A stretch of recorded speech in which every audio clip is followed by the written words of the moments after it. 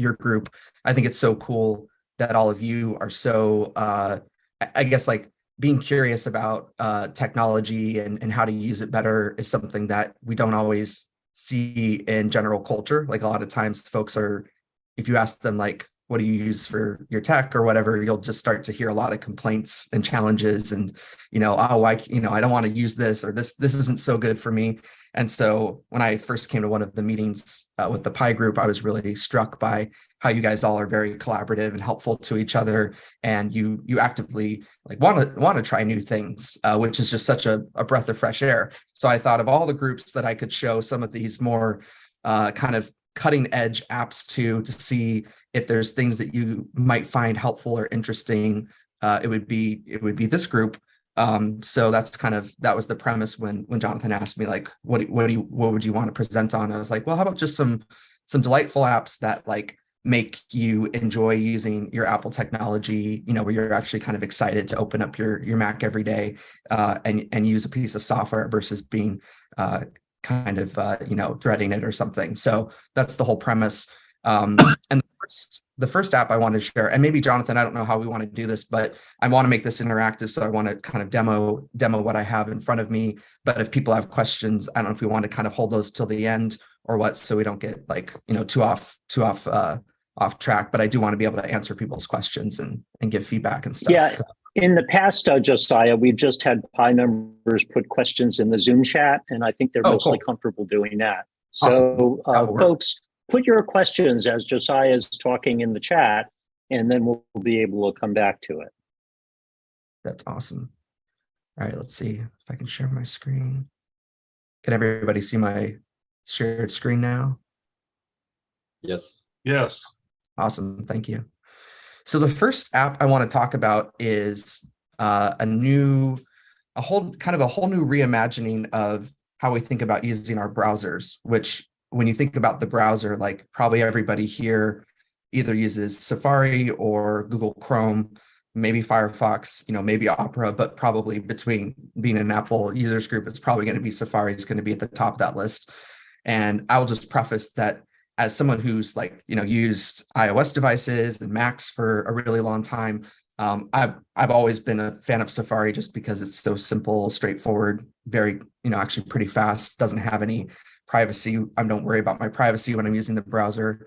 And obviously all of my bookmarks and stuff sync through iCloud. So to try out a new program that claims to sort of reinvent the browser was a really big step for me because I'm so committed to what I use for Safari. So I wanted to show you guys kind of what my journey was is experiencing this new app. And the name of the application is called Arc. And I'm going to try to show you guys, this is just the intro video when you first set up Arc. And it kind of reminds me of back when you set up a Mac, it would have an intro video. So hopefully you guys can see this. But this plays a whole beautiful sound effects. It just sort of like blasts through your speakers if you have nice speakers on your Mac. And this is how you open up a new browser, which I've never used a browser that it takes this much attention to detail just in the first couple of seconds of using it. And it reminded me of like when I first started working at Apple. I mean, you guys have seen many, many Macs before I have. So, but back in the day, I was going through videos of how Apple used to have those intro videos when you set up a new Mac, right? And there was just like all of this excitement and enthusiasm, and you'd go through, be flying through clouds or the space, one and stuff. And unfortunately, I don't know how many years ago now, but Apple kind of got rid of that. So that was the first thing that struck me when I set up this new app, and I was like, oh, that's like such a thoughtful attention to detail. But I'm going to show you how Arc works and why they're kind of focused on reinventing the browser. So a little bit of background on this company. In 2020, the founder, his name is Josh. He actually worked at Facebook for a little while, but he sold a company called Branch way back in the early 2010s that was really helping people communicate and conversate online better, sold it to Facebook, realized he didn't want to be working at Facebook. And then he actually worked, he was advising in the, during the Obama era, he was on the tech advisory board for the White House. So he had a very interesting journey. And then in 2020, he started talking to friends of his and was like, the web browser is something that nobody's like, we haven't seen anything new with the web, with how we experience the web in 10, 15 years. Like every web browser is the same. A lot of people, obviously, if they're general users, probably use Google Chrome. Is like, what if we could sort of reimagine how people are interacting with the internet and give them some agency and control back over their experience, but actually make it fun and enjoyable? Because if you guys may or may not have noticed, but a lot of apps are moving to the web. And so a lot of apps now start on the web, and we have more and more web apps that kind of live in the internet browser rather than being on our computers. So that was kind of the whole premise. And he just has such I've gotten to exchange some communication with him. It's just such a optimistic perspective on the future of technology. So that's when you get started with Arc, you see something like that. And then this is the actual browser. So I'm going to show you guys the getting started panel here, because it will kind of make a lot more sense.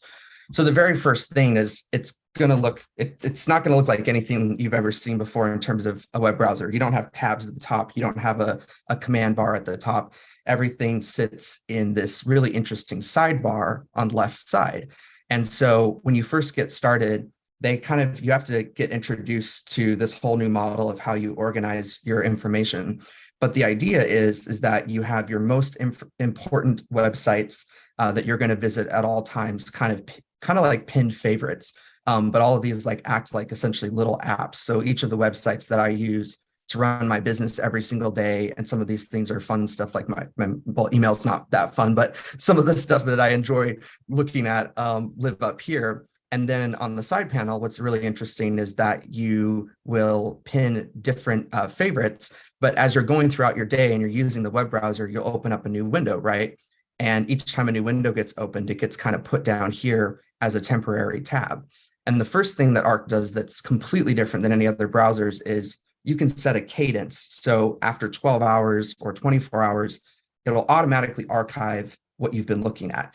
So where a lot of people will say, oh, like I don't know what the right term for it is, but where you have a million tabs open at all times, and every time you open up your browser, it's just like it smacks you in the face, and you're like, wait, what was I doing last? What was important here? Arc tries to kind of change that with being more mindful and realizing that most of the time we don't actually need to keep every tab open for infinity into the future, even though we think we do. And so there's this nice thing where it'll automatically archive things that you were looking at, and you can always go back and pick up where you left off. But that's the first kind of concept. And so those are kind of called your today tabs. But the sidebar is really interesting because when you first set up the browser, you actually go ahead and you'll create a space. So on the sidebar, each of these are little spaces. If you see that I kind of swipe through, these are all important things that I do throughout the day. And so you can make a space. For instance, just today, I made a space for apple pie because I wanted to show you guys a couple of different links. And so in a quick second, you can go ahead and create a new space. And these spaces just allow you to kind of separate out your work, your personal stuff. If you're young, like for my partner, she's in school, so she'll have a space just for her schoolwork. And it kind of allows you to kind of keep all of those things separate and organized. But what's really amazing, and this is where I kind of wanted to show some of just the attention to detail, is Arc lets you customize and make the browser your own. So what I mean by that is you can actually go in here, and every single space you can design a different color palette for. I'm just going to turn to light mode here so you can see it better. But you can actually choose kind of like the color customization of every single space. And you can change and add like a different color. So you get these really nice gradients. So you start to sort of have these individual spaces that are, a little bit more visually driven. And so it just kind of brings some additional delight to your browsing experience is how I would best describe it. So that's the basics of how a space will work. And then the main thing is, and I don't know if all of you are keyboard shortcut enthusiasts, but you don't have to be, but the main way to kind of navigate Arc is you do Command T for Command Tab. And this is how you can open up a new web page every single time. So you can, we could go to, New York Times or whatever, but you don't have to like go and open up a separate, a field and everything to open up a new page. But what's really interesting too is this is kind of, they call it like the command palette, and a lot of apps are using this idea now where rather than you going and clicking down multiple menus to get to something, you just hit Command T or Command K, and you can open up what they call the command palette. So yes, I can type in to start a new search and go to a new website. But what's really interesting is there's all kinds of other tools within Arc as well, which is kind of how it becomes your internet canvas. So they have a feature called the easel. So if you want to, let's see here, let me see if I have it. Yeah, so I can create a new easel in Arc. And this is what gets really interesting. So, let's call it apple pie. So an easel is like where you can capture ideas. You can, write a quick note. But if you wanted to copy and paste something, let's see, let's go back to The Verge, and I wanted to copy and I wanted to put this on my easel, not the text, but actually here, let me do this. So if let's say I'm researching the latest stuff in VR, and I want to remember that. So I'm going to go ahead and click the capture button. So you get this little camera effect, and you can, just like screenshotting, you can actually capture a part of a web page, and you can immediately save it to an easel that you've already created, or you can create a new easel. So you see this now, it pops up, and it's actually created a little preview of that web page, which I could actually turn on, but you can instantly go back to. So you can start to kind of create these really cool visual boards within your browser. So sometimes we will bookmark a page because, I want to go back and I want to see this specific thing on this web page. So we'll bookmark an entire website, but maybe we don't need to bookmark it. Maybe we only wanted to capture a little sliver of that page to remind ourselves, or we're doing some research. So this could be used in like a research setting as well, where you just, if you're going along, reading online, and you see something that you think is really interesting, you can again go and just select the part of the web page that you want, and you can save it to your library, or you can just go ahead and send it to that easel. And so see, I've just captured that other little clip. So these are kind of like clips from the internet in a way, and you can make unlimited easels. And Arc also has a really cool feature. So if we go Command K again and we can do essentially a note as well. So you're having a call with somebody, you're on a Zoom meeting, you're looking at your browser, looking something up, and you want to take a really quick note. You can also create a note right inside of Arc, and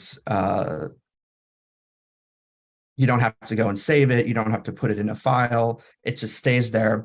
And the other really cool thing about Arc is you have your entire library over here. So now I can see this easel I recently created. I can see my notes. I can see things that media that I've captured before in my browser. It kind of keeps everything really well organized within the library. So it's kind of the basics of what it allows you to do. And the last thing I'll show you is when you're browsing, this is what I use almost every single day. Sometimes I want to open something up in another tab, but I want to keep reading the page that I'm on. So they've introduced this really interesting feature where you can do split screens. And so you can just open up a page in a split screen. And now I have this web page still open, but I want to really quickly kind of preview this article. And then when I'm done reading it, there's just a little tool over to the side here that'll pop up on the right side. And if I can get my cursor to find it, because my cursor is going into, there we go. So yeah, so then I can just close that out and be done with it. So you can open up a split screen at any time, and read side by side. So rather than, if you've ever found yourself opening up multiple windows of the same app and trying to like lay them out, like, oh, I need to put like this 50% of the width, this 50% of the width, so I can read side by side for, some kind of project you're doing, or, you're just doing some research. This is a really nice feature where you can open up multiple screens at a time and see them. And then when you're done, you can quickly just close them out and go back to where you started. So I will look at the chat now, and if anybody wants to, I'll look at the chat and answer some questions just to kind of take a break, because I know there's quite a bit here all at once.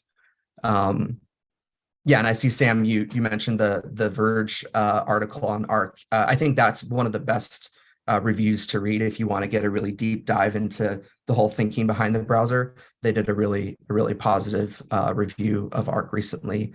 And then Jonathan, do you want to ask me your question about the search functionality? Kind of what you mean behind that?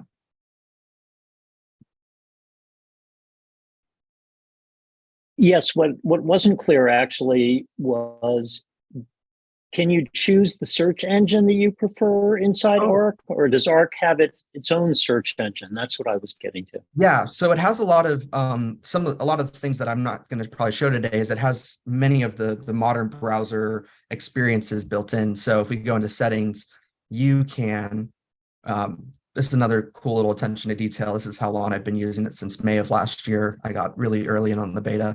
But if you go to general here, you can actually choose between all of the major search engines just as your default. So I use DuckDuckGo for privacy purposes. I love DuckDuckGo, but you can set it, it'll default to Google like most browsers will when you first set it up.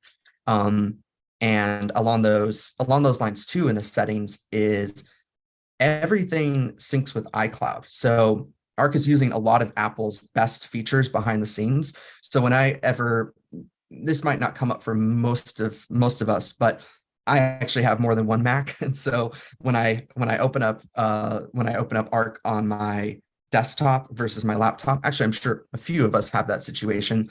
My browser, whatever I was last viewing in Arc on my laptop, is immediately there. All the tabs are synced, all the spaces are synced, all the notes. So obviously, like with Safari, it will show you your browsing history through iCloud, and it obviously will keep your tabs all pinned using iCloud, but it doesn't, like, you don't go back to your iMac, for example. If you were looking on your MacBook Pro and you had 5 tabs open, unless it's changed, I haven't used Safari in a little while, but you don't go back to Safari on your iMac and all of those 5 tabs are also open. But that's the way that Arc works. So it sort of is your internet computer. Wherever you're at, it works. It shows you exactly what you've been viewing on every device. But it's currently just on Mac, so it does not have an iOS app yet, but that's coming in the near future from what they've been saying. And then Craig was asking about clipping. Will the web page clips update over time? Okay, so that's a really amazing question. So when you go ahead and you create a new easel and you clip anything from the internet, what you have as an option is, you'll see I clipped this earlier. There's a little play button down here. So this actually gives you a live preview of that clip. So what I've seen a lot of people do, and I don't have one built right now that's a good example, but you can use easels to almost create little dashboards of information that's important to you. So if you had something like, for instance, like I clipped, since I'm using The Verge as the example, I clipped this from the feed on The Verge earlier. That story stream is what they call it, like where they have new stories that come down every single day. Since I just put this into a live preview on the easel, this will update. So the next time I open up this easel, I can actually like interact and I can see what's been updated. So some people use this for stocks, right? So like a really easy example, you go to E-Trade, you go to Apple stocks, you take a clip off the web and you put it onto like a stock easel. You can actually see live updates and you could have them all laid out in the way that you wanted. Maybe not the most exciting version of using the easel, but it's like really, really helpful if you have websites that have like little bits of data that get updated throughout the day, and you just wanted to keep that front and center, so you don't have to always go and update and open up that web page. You could definitely do that. Does that answer your question, Craig? Yeah, perfectly. Thank you. That's great. Awesome. And then I will look at, so Anne, you were mentioning Evernote, which is a great example. Yeah, so, okay, great question, Anne. So Anne's asking about, like, is it a little bit like Evernote where you're clipping, you're capturing information, you're taking those bits and pieces? And I would say 100% yes. That's how I use Arc every single day as sort of my, as my internet canvas. So if I want to grab something, I'm doing, sometimes in my own business, I do my own design work. So I'll be going along my day and I'll see something that's really interesting to me from a design perspective. And rather than going and putting it into a whole new program or having to try to capture it and download it, move it onto a file or something, what I'll do is I'll just create it as I'm kind of thinking about it. I'll be like, oh, this is really important to me, I should save this for future reference. So then I'll just create a quick design easel, for example, right? So I have a design inspo easel that I always keep up to date, and these are just little clippings of all kinds of random things, even like an Instagram post I saw, or an album cover I saw on SoundCloud, or some design work that I saw from a designer, or a poster for an actual film event. So it's really nice because you can kind of stay in one place, and as you're going about your day, because most of us, our first step is to go to the browser for a lot of reasons, like if you're checking your email. Some people use Apple Mail, but a lot of people go to Gmail, right? So a lot of times your day always starts in your browser. So that's why I think Arc is really nice for that, where you can clip it. And yeah, thank you, Anne. That was a really good question. If you have any other things to add, Anne, I can answer them now too, if that. Let's see. All right, so Joe was asking about the sidebar. So yeah, I kind of flew through the sidebar. You'll notice is right here, you can set it to hide, and you can set it to show permanently. So my preference, what I love is this whole time, kind of one thing that you might notice is, like, if you just open up to a plain web page right now, like we're seeing a blank canvas, but there's not a lot of extra around the edges, right? It's kind of it's just one portrait. So if you go and you open up the website, right, and that sidebar gets out of the way, it's an extremely clean reading experience. And that's what I love about it. So whenever I share my screen with people, they'll immediately ask me, like, what app is that? Like, what are you using? Like, what are you showing me? Because they're so surprised that there's no extra buttons or toolbars or Chrome kind of getting in the way. So that's the thing I love about the sidebar being on the left, is that you can kind of always go over and you can hover to show the sidebar really quickly. There's also a keyboard command, but if you're someone who really wants to always have it showing, that's also totally fine. You can just pin the sidebar here and it'll always show on the side. So it's kind of up to your preference, but I've gotten in the habit where I'm just very used to using the keyboard commands. So one little thing with the sidebar is all of these are my top favorites, or these are my top favorites I go to every single day for my work. So actually my keyboard commands are tied to that. So I can do command 1 and go to the first favorite, command 2, go to the second favorite, command 3, command 4. So you don't even have to open up the sidebar to get to these. You can just do command 1 through, I think, is it 9 or 10 or 11 now, that are up there, and navigate really, really quickly. And Aaron mentioned about how the easel looks like Apple's Freeform app, and it's really funny. I agree, because this Arc introduced easels actually pretty early on in the beta that they've been doing, and it was way before Freeform came out. And then when I saw Freeform came out, I was like, this is interesting, because even Apple's sort of admitting that we're missing the ability to sort of pull together different bits of information that we want to share visually, or we want to collaborate on visually. So you're right on. It's extremely similar to Apple's Freeform app. And then I've got a question here about if a website takes down a page that you wanted to keep in your research folder. So I think if I understand the question correctly, you're capturing information on the web, you put it in your folder, and then the person who actually runs the website, for some reason, we know the web isn't infinite. Sometimes things do get taken down, websites go down, things like that. Are they still there?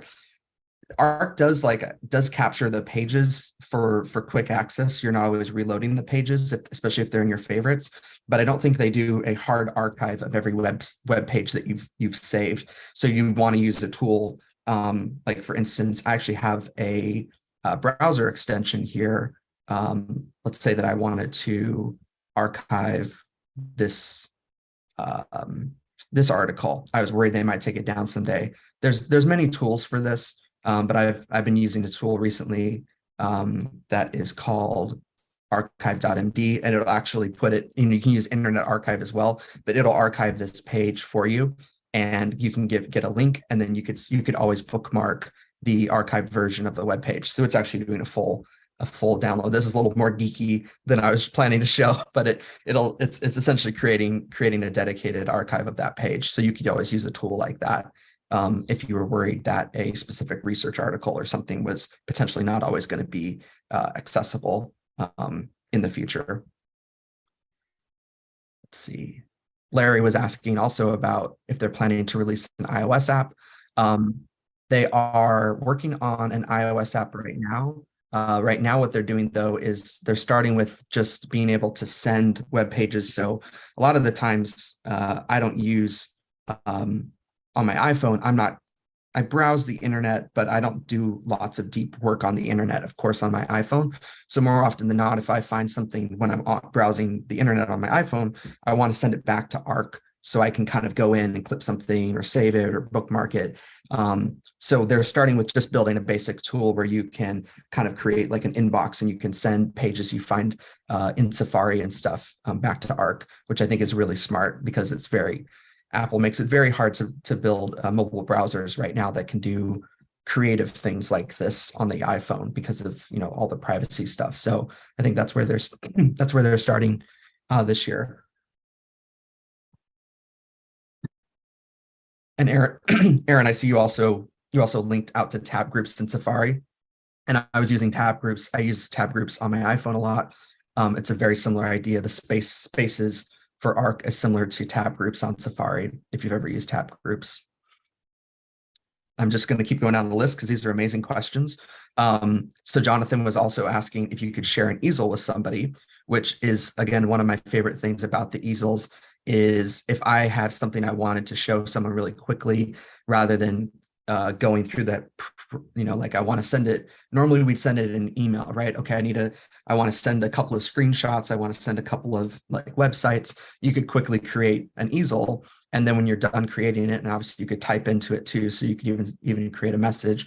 But there's a little share button here down in the bottom right corner. And right now it's private to me, but you can actually set it. If someone else has Arc, they can edit it with you. But right now you can just let anybody view it. So you can just copy the link, or you can send it out, via iMessage, or you could send it to the Mail app. And it's just a dedicated link. And in order to view an easel, I'll show you guys what that looks like. So if I was to open up Safari really quickly,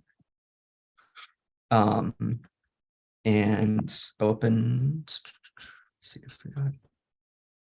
up this easel in Safari. So if someone sent me an easel and I wasn't using Arc, this is what it looks like to someone using Safari. So really clean. I'm in dark mode on Safari, so it actually auto selects dark mode and tells you where it's from, easel from Arc. But because there's no editing turned on, I can't do anything with this, but I can go to these links and stuff. So that this could be sent in an email, iMessage, anything, and anybody on any platform, Windows, Mac, could access the easel, which is really cool. So thanks for calling that out, Jonathan, because that's a really big one.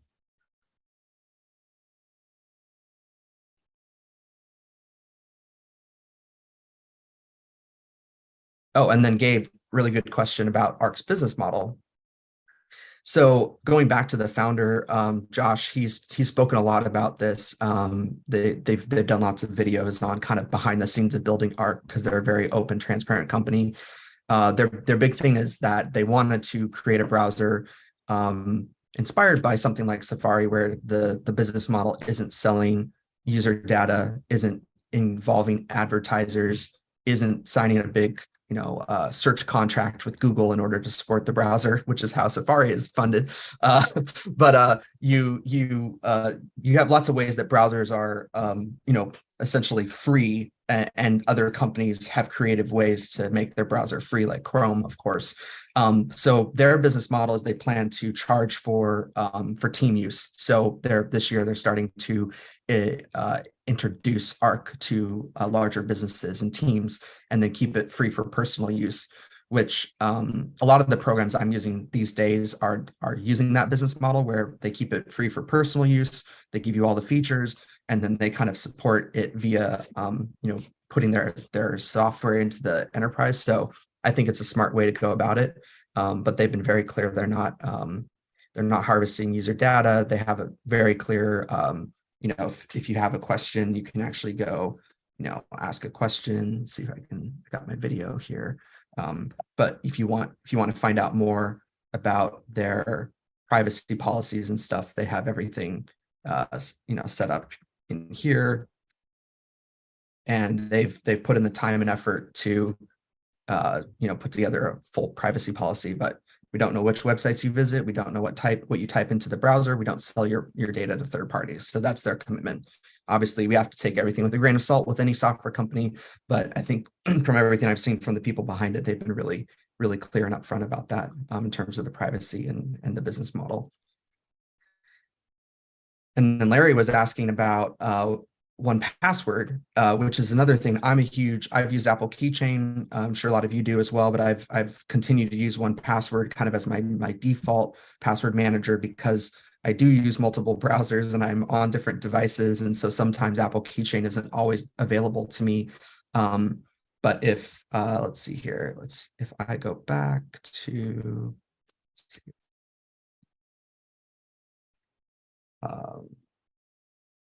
yeah, so I'm already logged in to Google, but essentially if I was gonna, actually, here's a great example. So if I wanted, I'm not going to log in with my Apple ID for everybody to see, but essentially you have 1Password extension built directly into Arc, and you can also access it right over here. So I have all of my, my passwords that are connected here, and with the, the one-click, 1Password extension, I can find my login and go directly in. So that's the one thing I really like, is they have multiple ways where you can initiate 1Password right from the browser. Fortunately, you can't use Apple Keychain because Apple's weird with that. They don't let Apple Keychain work in third-party browsers very efficiently, but 1Password works really, really well. And then Joe was asking about tutorial videos. Yeah, when you first get started, the reason why I think everybody here should at least give Arc a try is because they put a lot of effort into the education and teaching you how to use it. So I showed you guys this page earlier. The really cool thing is they have a lot of emphasis on retro tech and stuff, but right here, this is actually a getting started intro video to how to use the browser, and they have a ton more. When you come down here on your first time, you can actually go into each of these sections to learn. So it's a really interactive learning experience. Feels kind of, again, like retro days of tech, where you actually got a user's manual, you got hands-on training. People have taken the time to explain every single feature. It's written in plain English. Sometimes it's extra, fun. They'll have little ways to teach you these things. But these are a ton of features that I haven't even talked about today. But it's really nice because it'll include little videos to help you explore how to use them. And the other great thing is I can't show you all because I'm already using it. But in your first week of using Arc, every time you open up the browser, it will have a new little, like a little tidbit to show you. It'll like kind of have an arrow, sort of like what this page, the page we were on before, it'll have like little arrows kind of pointing to different things. So it helps you learn over the first couple of weeks how to use it, because it is sort of a whole reimagining of how you're using your browser. And you don't have to, like get rid of Safari. Obviously, you don't have to throw everything out to start exploring with this. But the nice thing is you can import, all your favorites if you wanted to directly from Safari and stuff on the first time you get set up. But you might want to start with a clean slate and sort of go from nothing and sort of build up your own browsing experience in Arc. So I think that's another fun way to go about it, since it's such a new program and new software. I don't see any other questions in the chat, but if anybody wants to jump in via video or audio and ask any questions or any comments, I'd love to answer anything else that people might have.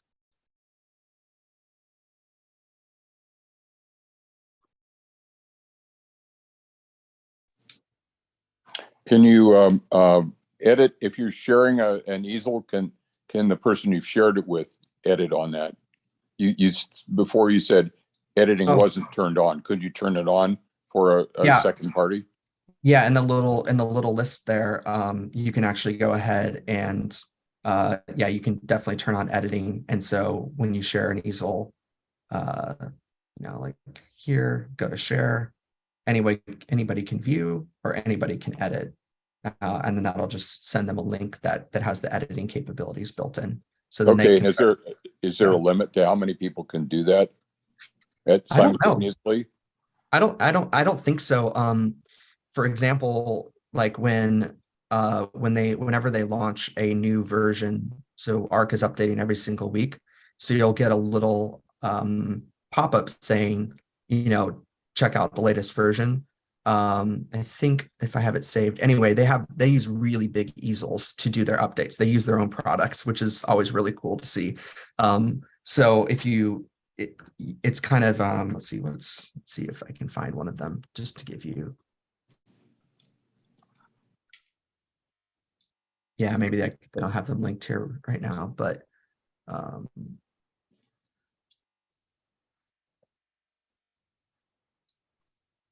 yeah, I wanted to show you guys one of the easels that they've created. But anyway, yeah, they have these multi-dimensional easels with all kinds of stuff, with links, videos, product updates, and I'm pretty sure that they're collaborated on by multiple people. So I don't know what the limit is right now, but I think you'd be fine. I mean, probably with upwards of 5 or 10 people could edit on an easel if you really wanted to go to town and have fun with it. Okay, cool. Thank you. Yeah, great question.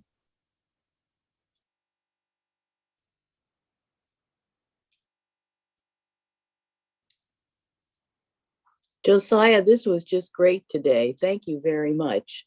Oh, cool.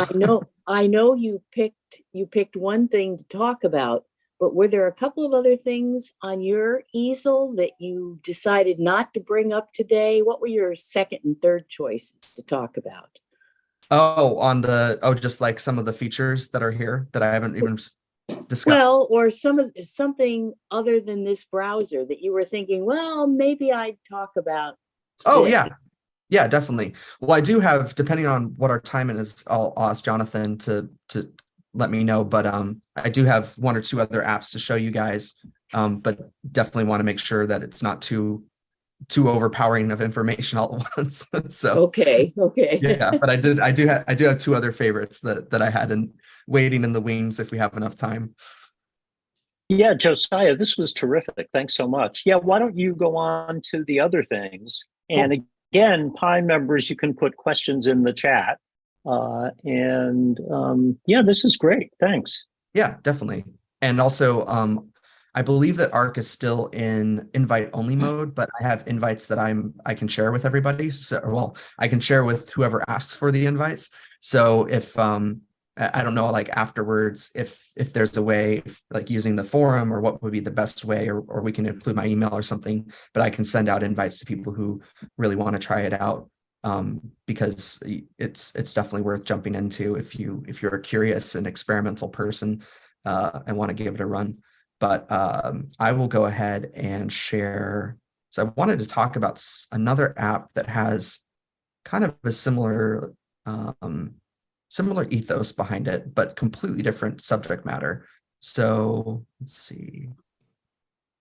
I'm trying to share.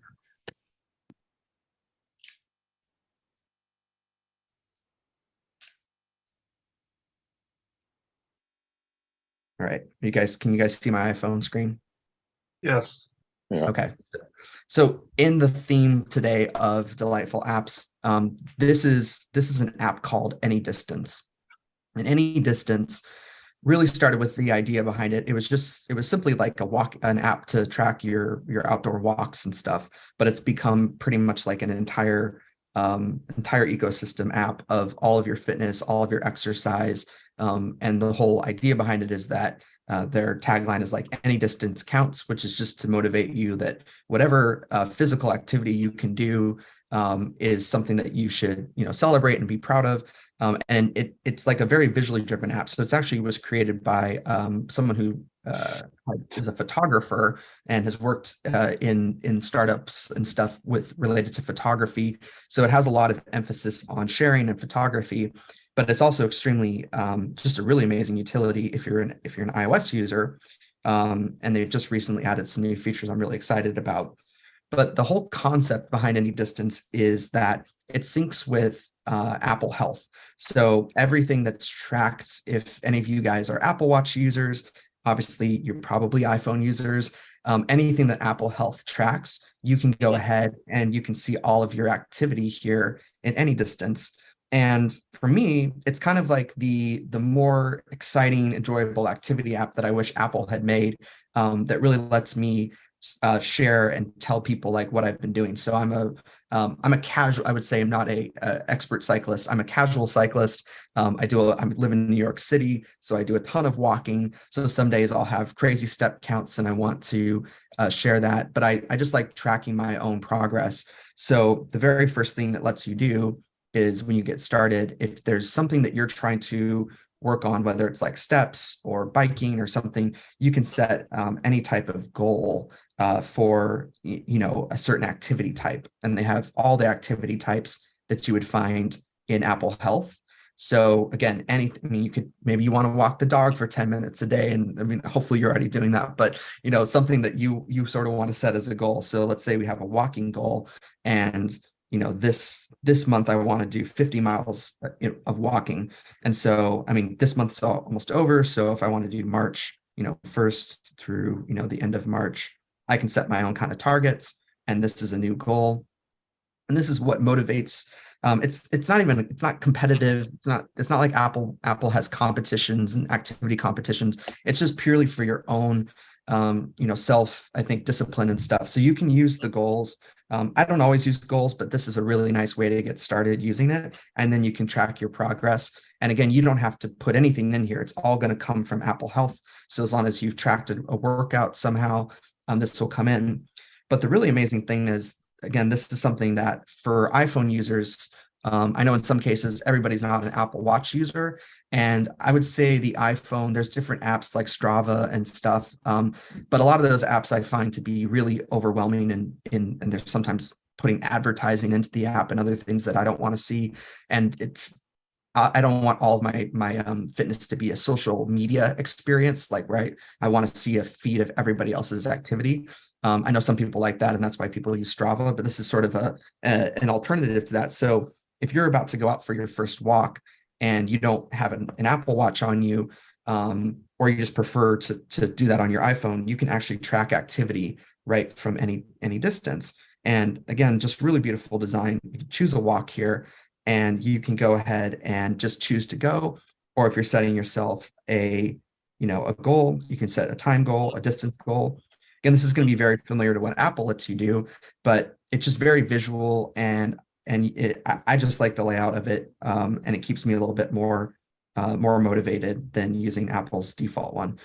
Now, when you get to this point, you'll see that it's way different because it actually shows you a live map of your walking. You can see what your goal is. I said I want to do 394 calories, and it'll show you all that throughout the walk. And on your iPhone, there is also an Apple Watch app that does exactly the same thing. I won't show the Apple Watch app directly today, but it's a very similar experience.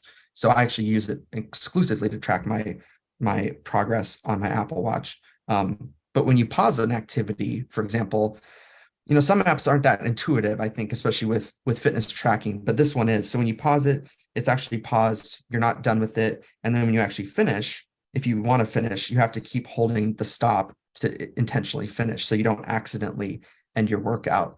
And then once you've done the activity, this is where the kind of the heart and soul behind the app comes into place. Is you get to share that activity using AnyDistance. And when you go back here, this is where you can actually design. If anybody here is photography inclined, creative design inclined, or you just like telling people, like sometimes maybe you'll text some friends and said, oh man, I just finished, what are you doing today? I just finished a 10-mile walk. Oh, that's really cool. Well, in this case, you can actually I finished a 0 mile walk because I've been sitting here the whole time, but you can actually go ahead and choose a photo. I'm going to choose one of their default photos because rather than open up my own photo library, but you can choose a photo. Maybe you can actually choose a video that you might have taken. So a lot of times now when I work out, in my back of my head, if it's going to be a decent workout that I'm going to share, I will go ahead and I'll take a video on my bike ride, or I'll take a photo on my bike ride, and I'll use that photo as the backdrop of the share that to share the activity. So I'll actually show you guys a real life example. For instance, the other day I was, doing some, let's see, let's go back. Well, here's a big walking day in New York, right? So 17,000 steps. This is just a photo, but I took this photo in Brooklyn and I, edited it right inside of here. You can add filters to the photo, kind of like the old school Instagram way back in the day where it was just there to create filters. There's really beautiful, fun filters. This was a dark photo, so it's not the best example, but then you can actually go in and you can choose the font layout here. And this is all just fun stuff. You don't have to do all this if you don't want to, but there's really nice fonts. And then with the layouts, you can actually choose different types of cutouts for your share, which are really nice. You can go visual. And then, when you're all done, you can even choose what stats you wanted to share. So here you can actually see, because this was my entire day of activity, this wasn't a workout. This was me, my walking for the day. You can see where I was really active in the day, and you can share that chart as part of the activity share. So now I'm all done. And then go ahead and tap share activity. And this is where you can send it to Instagram if any of you are using Instagram or Twitter. But in a lot of cases, maybe you just want to share it with a couple of friends. And so you can go ahead and send that in an iMessage to somebody. But maybe it's for your own self-improvement. And so you've been setting goals, you're tracking your activity every day, and you just want to remind yourself of your own self-improvement. So you can just go ahead and save that to photos, and it'll just go into your photo library, which might be a nice way to remember, a big walk you did, or a bike ride, or, walking the dog, things like that. So that's sort of the basics of using AnyDistance. But the team here, this is what kind of excites me about where applications are going. People are putting a lot more personality into apps. Like the people behind the scenes actually care about the overall experience. So they've done something really fun where they will drop, like, if you're an AnyDistance user, they'll drop like new collectibles. Like I actually own 2 of these t-shirts that they've created. They'll introduce like little collaborations, but it's very similar to what Apple has done with their the different medals you can win in Apple Fitness. But this will actually tell you, like, every time you go for a ride, you'll win like your first ride medallion, things like this. But then it gets fun because they actually track like how many like what the longest distance I've done, biking, and they have these little collectibles for like, for instance, like duration. Like I did a 3-hour, I think this was a 3-hour walk a couple of weeks ago, and so you'll see these pop up into your feed. You don't have to do anything to they'll auto earn for you, but you can see I've been using the app for a long time, so I'm at over 2,000 miles of distance using it. And then there's some special medals. So they take a lot of inference from what Apple has done. I think I just crashed my iPhone. So probably from Zoom screen sharing. There we go. But you'll get that in your feed. So there will be these little there'll be these little kind of fun reminders about your accomplishments that you'll see every couple of days. Like here, I walked over a mile. For me, I walk over a mile a lot of days, but some days it's like, oh, I actually got up and left my desk. That's cool. And there's other ones like I'll track actual strength training, so I'll get these different medals for other activities. But just a really nice way to see all of your activity and share it with your friends, and have fun while you're doing it. So that's a little bit more basic than Arc, but thought I'd show you guys that because that's a completely free app and it's on iOS, it's on Apple Watch, and they're constantly adding adding new little features and stuff. So it's just a very motivating app. I'm going to look and see if there was any questions.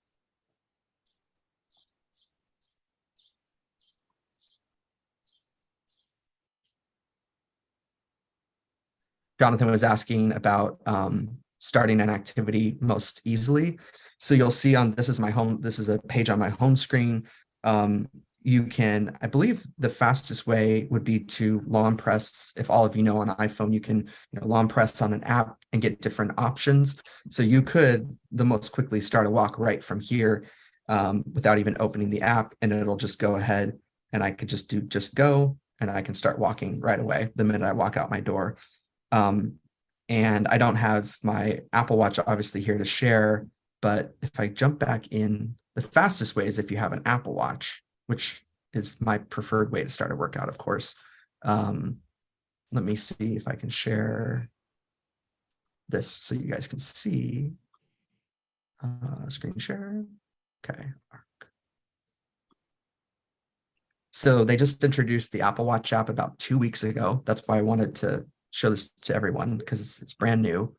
But you'll notice right away the interface it just blows the Apple's default fitness tracking out of the water. It's what Apple should have built a long time ago. So it has this beautiful heart rate monitor. While you're walking, you can just swipe over one panel and see the heart rate. I know other apps do that too, but this one's actually very visually helpful. You can, let's see here. Let me go back up. I want to show. Yeah, this is the best screenshot I can show. So you'll have that same sort of like start. You can just start going from it. And what's really nice is you can see on this screenshot, I know it's kind of cut off, but throughout the day, it'll actually show your step count at the top of the app. So I keep any distance on my, as a complication on my Apple Watch.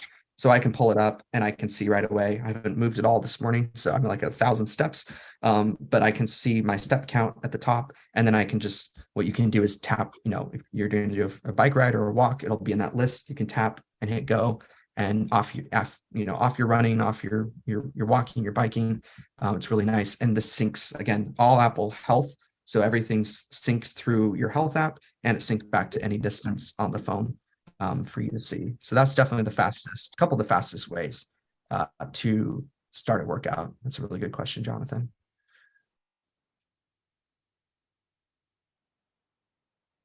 Anybody else want to, I don't see any other questions. Anybody else want to jump in and ask anything or any comments or thoughts?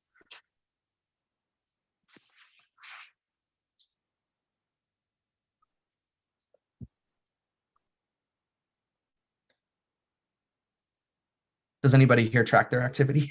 As I should ask that. Well, the reason I asked that question is that I tell SIRI to start a bike ride, and I do that on my watch, and that's pretty easy. But it would be really nice for me to be able to have a shortcut like that to start the any distance on the watch. Yeah, I'm right there with you. For a really long time, especially when I was biking, I would use the assistant to start a workout just vocally, like to my Apple Watch. I haven't tried. I think they have integrations. I don't want to 100% say. I don't know if they have any shortcut integrations yet, where you can start it, just by a voice command. But I wouldn't be surprised if they do. I just haven't tried that, but at least I can tell you on the Apple Watch, it's nice because it's just 2 taps and you're off and ready to go. I think Gabe might have a question. Gabe. Hi, Gabe. Yeah, thank you. Interesting presentation.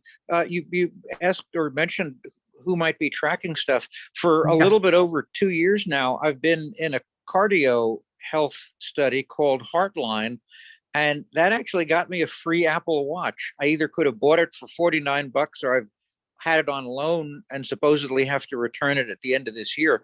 And so between the Heartline app and the health app, I've been doing an awful lot of tracking and observing. Heartline for the first 2 years gave an incentive. You could earn points for closing rings and doing things and meeting challenges. And so I think I made about $100 a year for the first 2 years, and the payoff period has ended. And so now I have to do things just because they lead to health rather than because I'm going to make a nickel at a time. But tracking has been very interesting. Between the two apps, and I really can't remember which app did which tracking, but tracking steps and blood oxygen and heart rate and the amount of time that I sleep has been interesting and valuable, where it would notify me of trends. You're getting more sleep, you're getting less sleep, more steps, less steps, all kinds of things like that. So the health app is obviously built in, and the Heartline app came along with joining the Heartline study. But the tracking was very interesting. I tell it, I tell SIRI when I'm doing a walking workout on the treadmill. Sometimes I'll remember when I'm walking outside to tell it that I'm on an outside walk. And sometimes after I've been walking for 10 or 15 minutes, the watch will tap my wrist and ask me if I'm outside walking. And it likes me to tell it when I'm on an outside walk, because it uses that to calibrate my steps, because it can tell from GPS how far I've walked. It knows how many steps I've taken. And so that's giving it real feedback rather than my guessing how long my stride is. It's able to measure that over time. So all of the tracking, all of the measurement reporting have been pretty interesting. Yeah, I think, and also like Apple has done a really nice job of making a lot of the health data that isn't like completely private, being able to read that data into the health app and have a centralized place to send in and out has been really nice. So that's why a lot of these apps, like the different health monitoring apps, the heart rate apps that are out there now, Any Distance is using the same capabilities. I've used really interesting food tracking apps, like they all like tie into Apple Health. So, I mean, it's, I think it was a little rough in the early days. Like it didn't always work how I wanted it to, but now like everything seems to be flowing really nicely. And again, the main reason I share Any Distance is just because it's been really helpful for me. I'm not on social media a lot, but I do have a couple of places I share my activity workouts pretty frequently, just as sort of like a self, feedback loop discipline, and also just being, enjoying, like I like taking lots of photos when I'm exercising. So it was a nice little way of me to kind of connect those two things together and keep me motivated. That's a really good point, Gabe. Well, we hope to have a shortcuts session, I think, coming up this summer sometime, Josiah. Yeah. So maybe by that time, Any Distance will be farther along for that. That'd be cool. Yeah, I love shortcuts. Do you want me to jump into the third app, Jonathan? Do you still have time? Yeah, we have plenty of time. The good thing about this being structured really all around you, Josiah, is that we can be as flexible as we want. Awesome. Does anyone have any questions about the iOS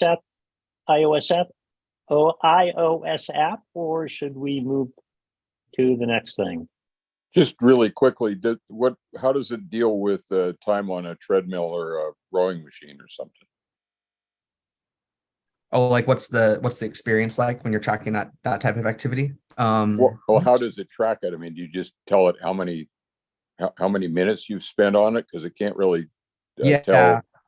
I think it's using, the ways that all of their workouts work are, I don't know if they're directly accessing the same things that Apple has through the fitness app, but it's very similar. So I believe it's just a time. It would just be a time or calorie type of setup, or if you're setting yourself a goal for that specific one. Yeah, it's either open tracking or time or calories is how it would let you track your workout for something like rowing. Great, thanks. Yeah.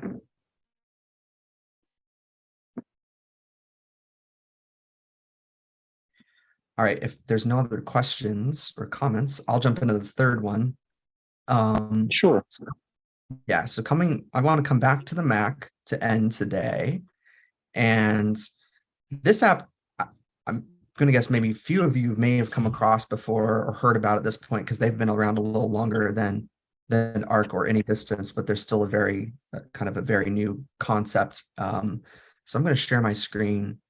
The basic premise behind the third app, which is called Craft, is just the whole idea that for a long time, and we're all, Mac users, so we know like what the defaults are for creating documents on the Mac. A lot of people have been very much entrenched in the Microsoft world, or they have been, ardent fans of using Keynote numbers and pages.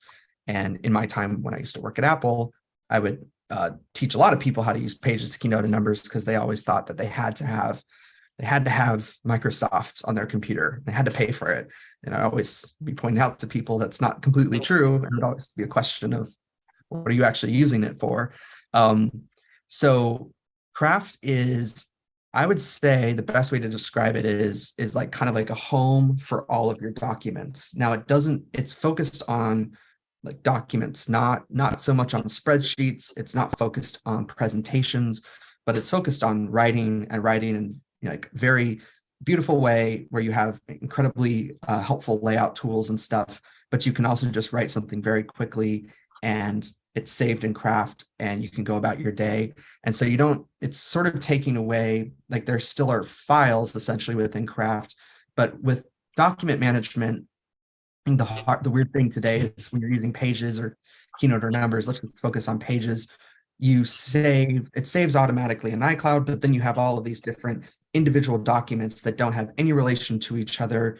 They can be shared, but if you're a Pages user and you want to share something with somebody else that you don't know what they're going to open it in, you're either converting to a PDF, or maybe you have to convert it to a Word doc format. So there's a lot of interesting things about like doing documents on the Mac that I don't think have ever been completely that streamlined and that enjoyable, even though I really like the app. So the whole idea behind Craft is like, you can just basically jump in and start writing. And a couple of different ways that happens is you can start a new document on a new page and, type out a title, and you can start to write, normal writing, like nothing crazy. But what's interesting is, and a lot of programs are using this, like earlier I was telling you guys in Arc that a lot of programs are starting to use things like, they call it the command palette, and the command palette's becoming very popular in new software. So with Craft, sort of the way they have a couple of ways to access it, but they have one command palette where you do the / and you can instantly put in any type of write any type of content. You can decorate the text, you can choose lists. So instead of, like in the past, what we've been used to is we're writing, we're thinking, we're deep in thought, and then we're like, oh, wait, I need to start this type of bullet list. Let me go up to the toolbar and find that. And maybe some of you are power users, so you have it all laid out perfectly. But sometimes you have to take a little bit of time to figure out, how do I want to format this document? And with Craft, you can quickly just be writing, and you can say, oh, you know what, I want to change the color to this. So I'm just going to do / and I'm going to change this to blue. Okay, so now that's blue. So I haven't left my keyboard, right? I'm still typing. And then maybe in this section, I want to really go in depth on a subject. So this is where Craft gets deeper than documents, where you can actually go ahead and you can add a page within that document. So, more info on this important subject. And right now, it's sort of, you just created a document in a document, but you can just keep writing, and you can drag and drop different information in here. So maybe you are doing, let's just use the idea of research, because we were talking about research earlier. You're writing about Craft, you're researching Craft. So you want to copy and paste the Craft URL into your document. It automatically does a really beautiful expansion of it, and then you can keep writing. So the way that it treats links and stuff is just really helpful. But then I can go back to my main page and my main document page, and I can say, oh, you know what, this layout is a little bit, confusing. I don't know if I'll be able to change it from here, but you can actually do different page layouts within Craft. So you can go, instead of doing, maybe what I wanted to do is turn this into a card. Let's see if I can, sorry, I lost my cursor here. So maybe what I wanted to do instead was make that a card, and I can actually lay out that information in a really nice card layout with some background.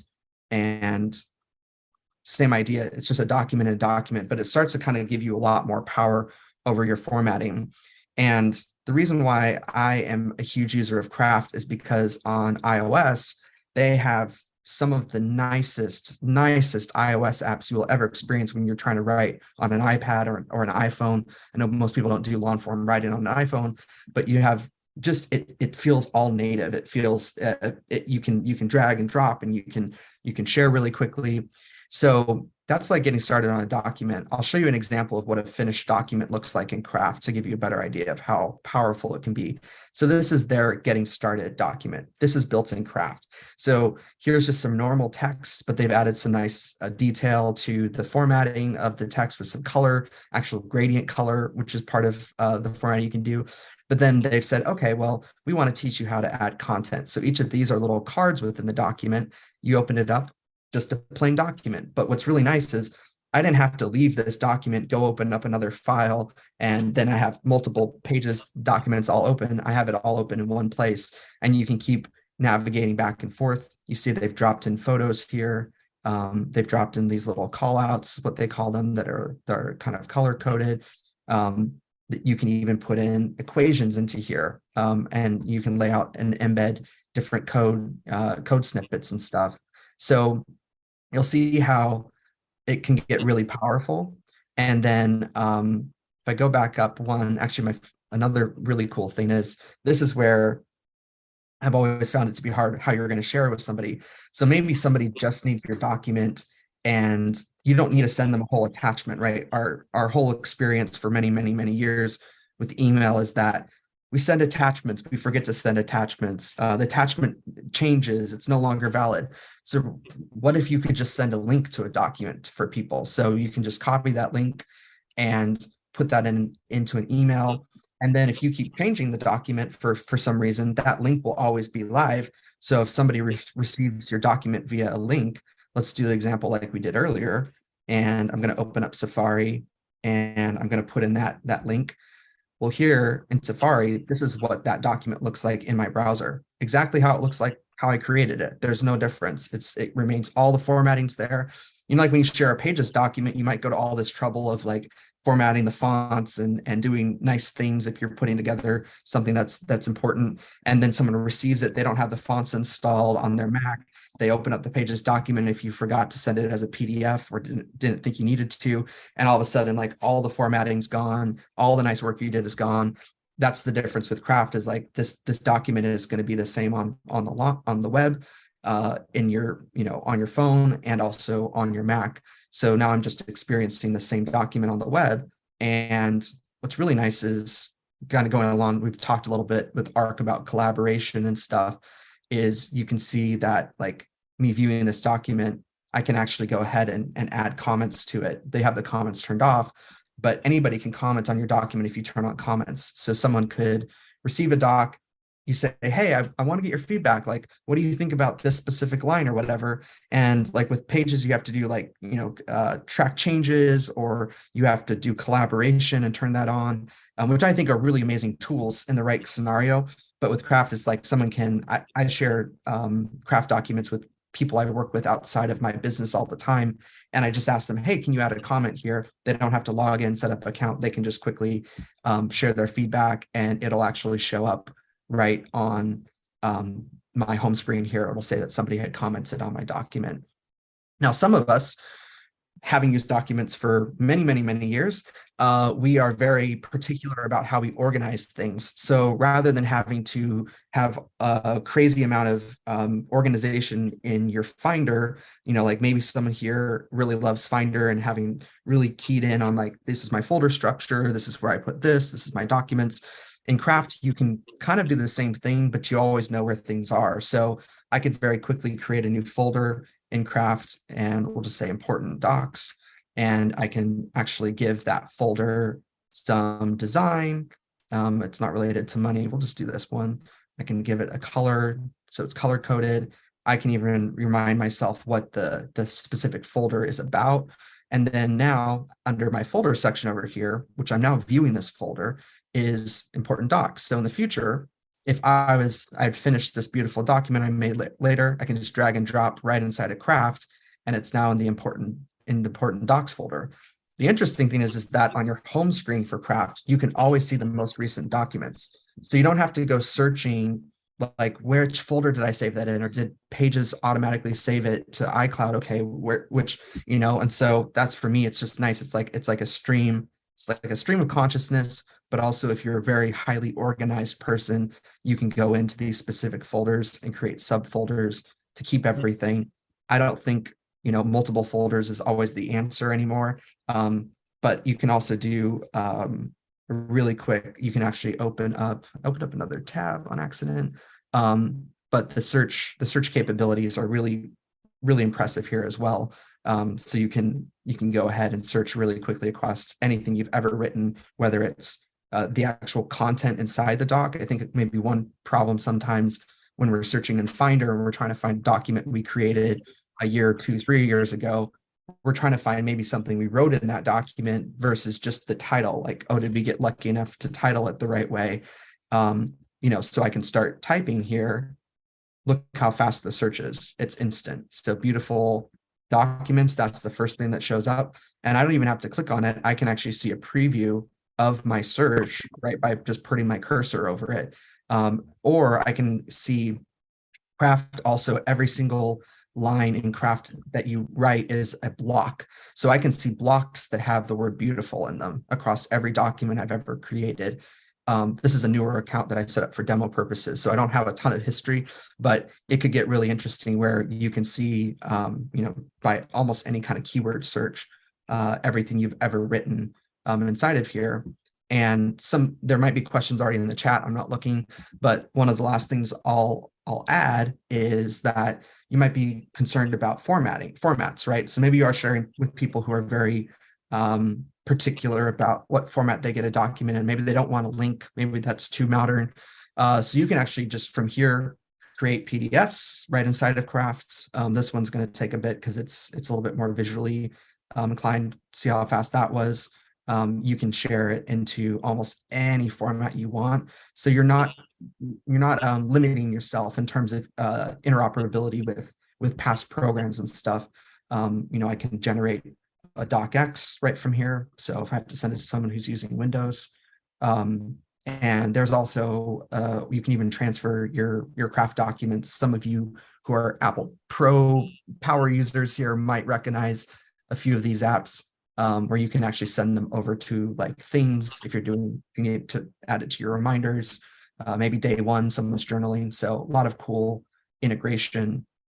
But overall, the thing I love about Craft is these guys have been around for, again, this is like 2-year-old software, and the pace at which they have rolled out new features, it's mind-boggling.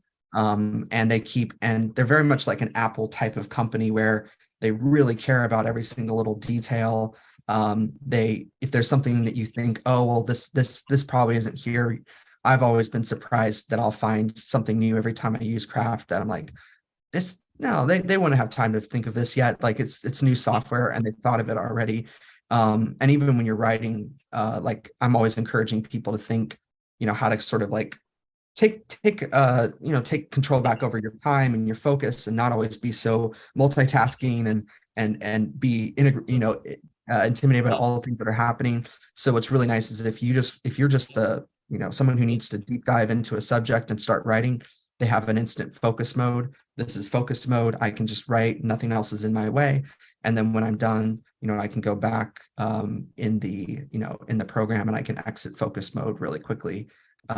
And go back and to my main home screen while I'm writing. So there's a lot of cool things. There's one other thing too that I wanted to mention is the whole idea of like documents being their own little containers. That's not the case. Like I've already showed you how you can create sort of these pages within Craft, but you can also reference any other document in a document. So you can say, reference this beautiful document. Now I just created a reference in this document. And so if you're writing things, you're doing like research or something for yourself, where you're talking to yourself, or you're trying to connect the dots between different items, you can just use the @ key and you can find any other document you've ever written and you can reference it right here. So you might be like really into referencing things you've written in other places. It's very, again, all of these things speak to each other. And that's something that I've used a lot too. And the last thing is when you drop into Craft, if you're someone who likes to do like daily writing, I work for myself by myself, so I do a lot of daily journaling. You can actually, they have a daily journal feature here where you can write just your thoughts for the day. You can bullet point whatever you want, but it's sort of just a daily document for your own mind and stuff. And when you actually create a to-do item, it will tell you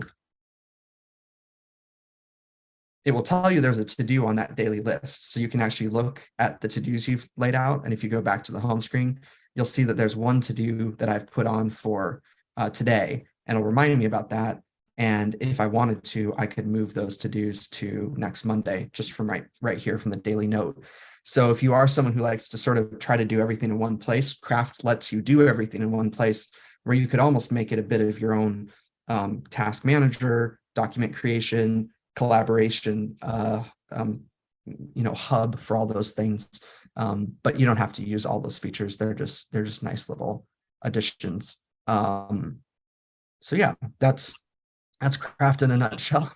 And so, Josiah, may I very quickly? Yes, please. So two things. The first is, I think you talked about that it can open PDFs. Can it render all the content that's in extensive PDFs, or how does it do that? In other words, in editable mode. Oh, so are you saying like if you are importing an existing PDF? Right. Gotcha. I haven't actually imported many. I don't think it actually has importing features. You can only do direct import of like markdown files and text bundle files, and you can share, like, a lot of times I'm beginning documents in Craft. I'm not bringing in lots of previous archives. So I know that you can embed a PDF in here, like if you had an existing PDF, but I don't think they have it. Okay.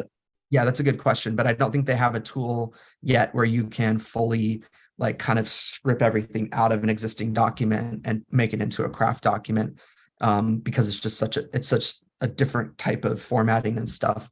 But I could see where that would be extremely helpful if you wanted to transition things, into Craft. And the other question is, you were talking earlier about collaboration, and I understand the point of being able to embed a link that people could open in their browser. Yeah. But does Craft allow actually active collaboration among different Craft users? In other words, I'm just seeing if this is something that it has like the other more traditional programs. Yeah. So the best way for me to show you that would be Craft has a thing called Spaces. So you can actually create a new space. Anybody can, you don't have to be on any specific kind of account to do this. So if I was going to create a space for Apple Pie, all the documents in this space are only viewed from, like, they stay here. I can view all the documents because it's my account, but it's exclusive to this space. So then I can invite collaborators. I can invite, a couple of you folks here, and I could send the invites, or I could just create a link where, this link could theoretically be shared, in a forum or something, and everybody could join. That would get crazy. But then what's nice is anybody who's in this space with me, I use this in some cases with clients. So I'll create a new Craft space for just me and my client, because we're going to do, we're working long term, and I just want to create different, like, kind of how-tos or guides and share it with them really quickly. So you can turn on that collaboration feature, and then when people who are in the space are viewing the documents together, then each person would have the ability to collaborate on the document, similar to like how Pages works and such. But like I was saying earlier, you could share a new document. This is a brand new share, and you can choose whether to turn comments on or off for that document, so that someone doesn't have to be a collaborator in your space or a Craft user at all in order to comment on the document, which I think is really helpful. But yeah, spaces are really cool for collaboration. And everybody sees the same thing, which is kind of nice if you're working on shared work together. So interesting. Yeah. Well, one of the things that's nice is how much active innovation is taking place around the Apple ecosystem. It's heartening, Josiah. Yeah. Oh, that's kind of the whole theme behind a lot of the programs that I've spent many hours learning recently, or in the last couple of years, is that I keep trying to point out to people who don't follow Apple stuff very closely, is that there's just so much innovation happening in software right now, and there's small teams of three. I mean, Kraft, I think, started with 3 or 4 people, I think, in the early days. A lot of these companies, people start with these amazing large scale ideas, and they just whittle away at them, and software has become so much more accessible to build that you can put more time and effort into creating intuitive, beautiful experiences that also change the dynamic of how we think of software, or think of something so like the whole point today was like how we think about the browser, how we think about our documents. It's not for everybody, and it's not always the easiest thing to wrap your mind around at first, but I think that there's people trying to push the envelope in some spaces to make it more intuitive and just like less heavy of how we compute. I think it's just a really good indicator of where we're going, especially in the Apple ecosystem. Joe, do you want to ask your question? Is this outputting format you're wondering about? So I get that you can share a document and it will show up sort of like it looks on your screen and somebody else's screen. Or you can output it to DocX or Doc or something like that. But a lot of documents, if you're going to share them, ultimately end up printed out that can be circulated and everything else. And that's, for that purpose, it would sort of need to look like a Word document or something like that. Is there a way that you could convert it to a Word format and take your sub documents and make them show up as a footnote, for example? Yeah, I think they'll be referenced. I was playing around with that earlier today before we got on. They'll be referenced like normally in the page, but then you can choose to include sub documents as essentially just generates like attachment documents essentially in the packet that you export, so you won't lose any of the content. And if you're creating something that you know is going to be physically shared, you might like want to say like see attached or whatever, like you do in an email. But yeah, it'll export all the contents, especially out to Word or to I think PDF is the safest way to go most of the time these days, unless you're sending something to somebody on a Windows machine that needs to edit the Word document.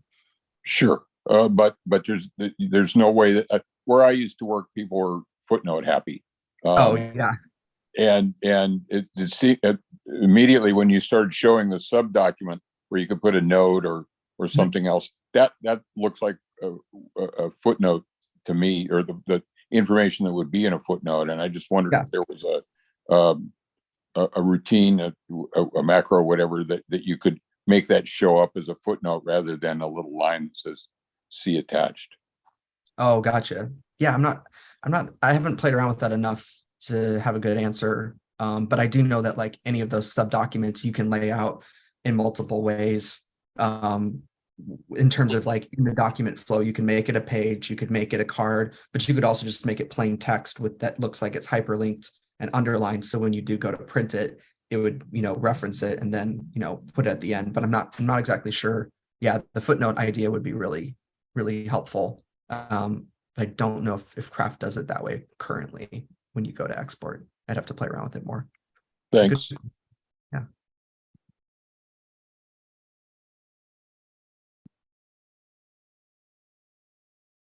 This was just fabulous, Josiah. Thank you so much.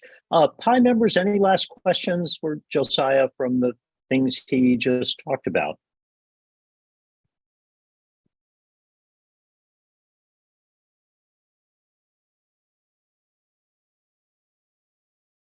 Oh, Tarek says, can we get Kraft invites? There's a couple of ways. So the Kraft, I believe, is free to sign up for. Well, you can download the iOS app and start from iOS, which is usually the fastest way. You can sign up, download the Mac app from the Mac App Store. And there's a pro version, which is, if anybody like wants the pro features, there's some ways to get it for less money than what it costs in the App Store. But it's free. I mean, that's why I recommended these apps today, because they all allow you to get started and not feel like you're on a timeline, or there's no free trial that expires in 14 days type of situation. So yeah, definitely, I would say start with Craft. Just start with Craft on your iPad or your iPhone, because I think you'll be pleasantly surprised how nice it is, where you'd never think to do documents from an iOS device and stuff. And then you can download the Mac app, or you guys can download it on your Mac right now. And Craig, yep, okay, Craig beat me to it, but Craft is part of Setapp. If anybody doesn't know what Setapp is or hasn't heard of it, Setapp is basically a Netflix library for apps. So you get over 250 apps for about $12 a month, and they just added Craft. It's amazing. And so Craft alone, which costs $50 or $60 a year for the pro version, is included in Setapp. And I do have extended trials for Setapp that I can share with people if you ever want to try that out. So you get Craft plus another almost 250 apps. It's crazy. It's a really cool program. Craig, could you put a link in the chat to the Setapp, please?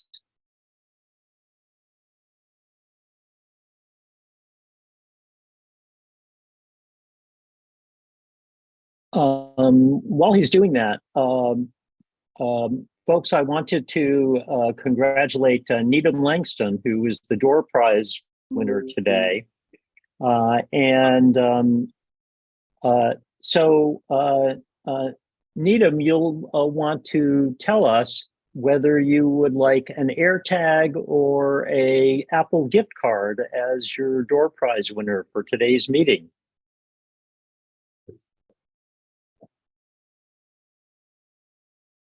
And you could privately send me the address you want it sent to in either chat or an email.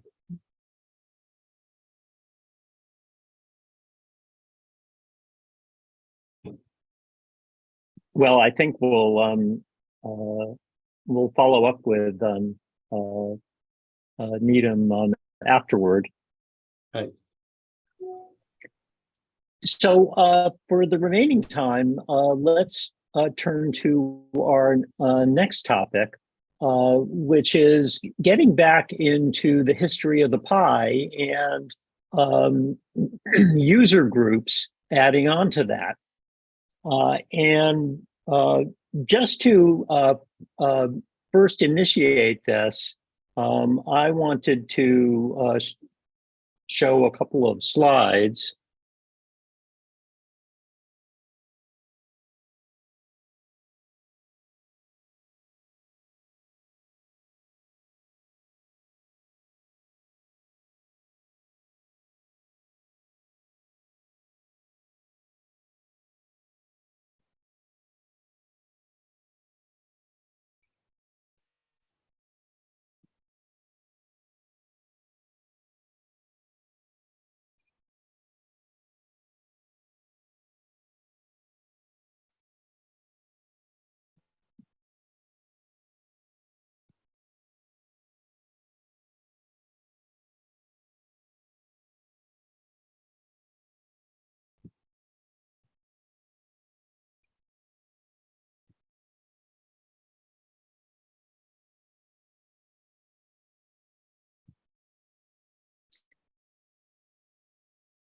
And first, Walt Mossberg. In the early 80s, when I got my Apple II, and that really started me on the whole road to what became a career, I was an active member of Washington Apple Pi, and as it was known then, and maybe still is known, I don't know, and went to the meetings. I wrote in the newsletter. I went to the different events. I remember the little office in Bethesda in those days, and I was never an officer, but I was an active member, and I'm very grateful to the Pi. And so when I am asked if I would do something like this, I'm always happy to do it. So that kind of capsulizes one of the things that longstanding Pi members remember to a time before the internet, when if you wanted to get parts for your computer, much less software, you had to actually go to a meeting.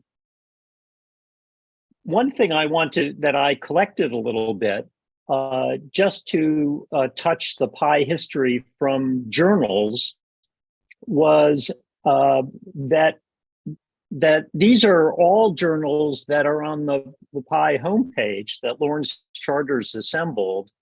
And I just did screenshots, but really going from February 1980 to February 1990, these were all still the printed journals that we sent out. And now to 2000, still printed journals.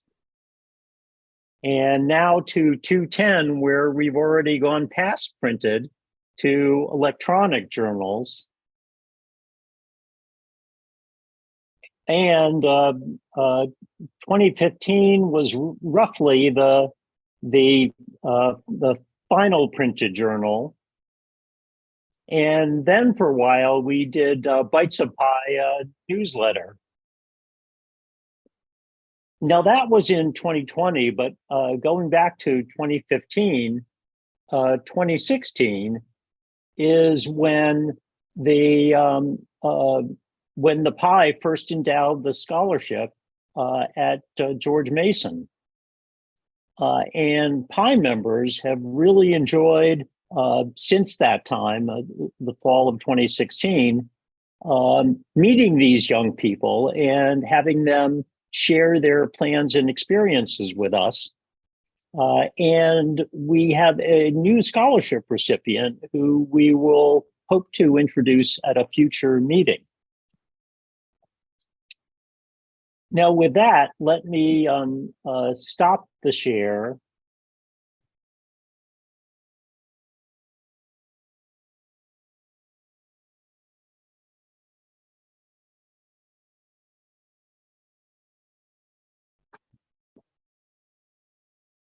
Come on, Mac.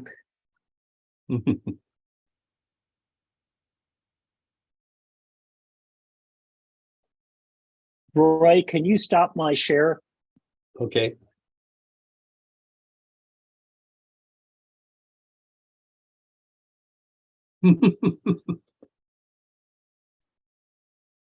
There we go. All right. I don't think I could either. So one of the great things about this repository that we have on the Pi webpage that Lawrence Charters is responsible for is the ability to look back, 40 years or 30 years or 20 years at what the Pi was doing then. And so we can't thank him enough for having done that. I also wanted to give a chance to for three other things. One for Craig to have a chance to talk about the London Mug Group, and for Bruce Brown to talk about his Southern California mug that he was involved in for so long. And then Gabe Goldberg to talk about APCUG, which is yet another nationwide computer user group. And Josiah, this is the group that I had long thought you ought to join the Speakers Bureau for. So for starters, let's actually turn over to Craig. Craig? Brilliant. Thank you, Jonathan. Hopefully you can hear me all right. Well, where do I start? The London Mac User Group is probably the oldest Mac user group in the UK. It started around 1986, if I'm not mistaken. Some of the founding members are still members today, which is a nice thing to celebrate. We have a slightly different format, as Jonathan is aware, that we meet regularly once a month in a pub in central London, which involves lots of food and drink at the same time. That obviously had to change very differently during the pandemic, as I'm sure it was for everyone else. Some interesting things we've done in that time. I think initially the first ever meeting was to learn the early version of Final Cut Express, if people remember that. That's going to show my age at this point. Also, some interesting things is I think we're also one of the only Mac user groups that still writes a weekly and monthly newsletter. That became not necessarily a thing. It used to be in paper format before emails came along. Some other interesting things we've done in our time is, I'm sure some of you are aware, we have also launched a podcast during the pandemic. That was really interesting for us. And thankfully also got to meet some interesting people. And I know some of the members on here were guests on our talk in that time. That's been an interesting factor for us. At the moment, we are more hybrid than we are meetings in pubs, which is quite an interesting thing because almost 50% of our membership is now US based, which is a nice thing, as well as it being a London Mac user group. That has changed very differently in the last 3 years. What other exciting things have I got to tell you? In the next few weeks, we have our end of year AGM meeting, and there are some exciting things to come ready for next year. Some new technology being involved in our meetings. And I kind of shared something secretly with Jonathan earlier, which I will leave that up to him to share with you guys. And on that note, I'll hand you back over to Jonathan. Thank you. Craig, while you're here, please just tell everyone about the meeting that you have coming up this evening, your time, that's in our afternoon that you posted about in our groups.io. Sure, thank you for that. We have recently introduced something slightly different. So on Saturdays once a month, we are doing a meeting which is a discussion evening. So we will actually sit down and watch over a film, a documentary, or some other topic related, and then we will have a short discussion afterwards. This month, which is this evening's meeting, is anybody familiar with Jeremy Bartlett? That may be a name that comes up. He is a British tech writer, and he is most famously for, if anyone has read the book, which is the story of the Crypto Queen, the investigation that's currently going on. He was the chief journalist for that. But this evening, we will be watching his documentary all about the darker side of Silicon Valley. But by all means, please join us. You're more than welcome. And I shall post some Zoom connection details in the chat. Thank you for that, Jonathan. Thanks, Craig. Next, Bruce, would you like to tell us some stories of your Southern Cal user group? Okay, I'll tell what I can. And hold on a second while I adjust my Zoom settings here a little bit. Unfortunately, I wasn't in that group from the very beginning or even close. And the short answer why that is because we didn't have a Mac in our family until 1994. As most of you know, the Mac came out in 1984, but we didn't get one until about 10 years later, 1994. However, we had an Apple II way back in the 70s or late 70s, and there were some user groups around then of which I was a member. So I was in user groups early, just not the Orange Apple Computer Club. But I'll tell you a little bit about the group, and I just wish Greg Locke were here if we can ever get him online here. And it's a little difficult because there's a 3-hour time difference. So when it's 10 a.m. on a Saturday morning here in Washington, D.C. area, it's only 7 a.m. where he is. So, and where most of those people are located. For those of you who don't know, about 8 years ago, I moved from Anaheim, California, in Orange County, Southern California, to here in Maryland, in north central Orange County. So, and I won't tell you, some of you know why that is. Why would anyone leave the nice weather of Southern California? I'm not going to get into that right now, but anyway, so yeah, right. Why would anybody in their right mind do that, right? But there was a good reason, and I won't get into that. But anyway, the Orange Apple Computer Club, I think, started, and again, I'm going by memory and not from firsthand experience, so I may get it a few details wrong, but I think they started in about 1978. They were one of the oldest computer clubs or user groups around. Not the oldest, but certainly one of the oldest. And whatever year it was, that's why their name is Orange Apple Computer Club and not Orange Macintosh Computer Club.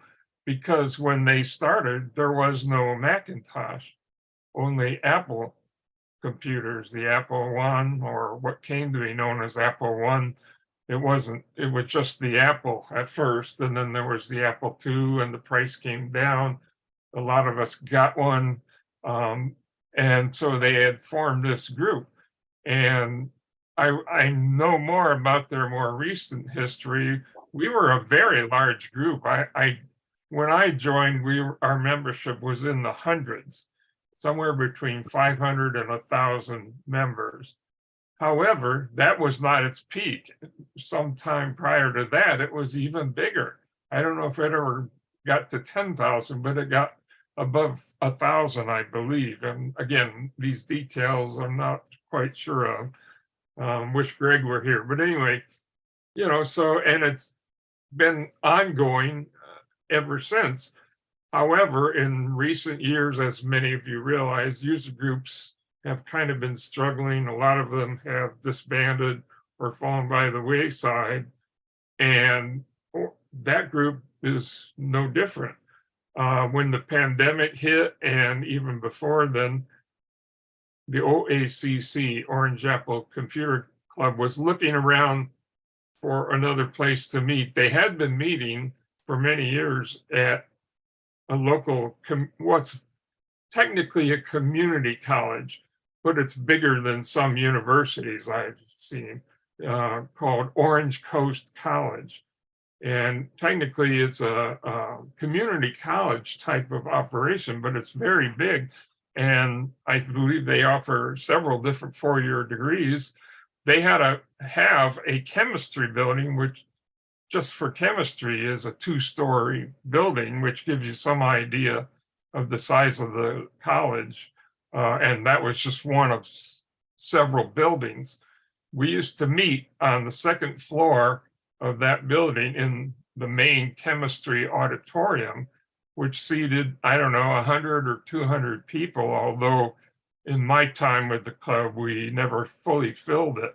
But we did have meetings going on in an adjacent auditorium, which was slightly smaller, but still a big room, and 1 or 2 additional classrooms. So that gives you some idea of the size that club was at one time.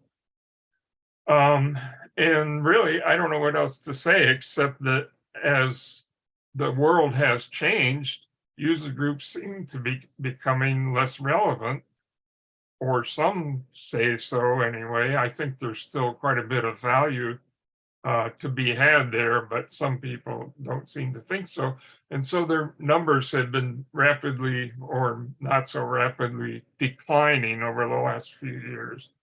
And the OACC got down to the point where they weren't even meeting in person anymore.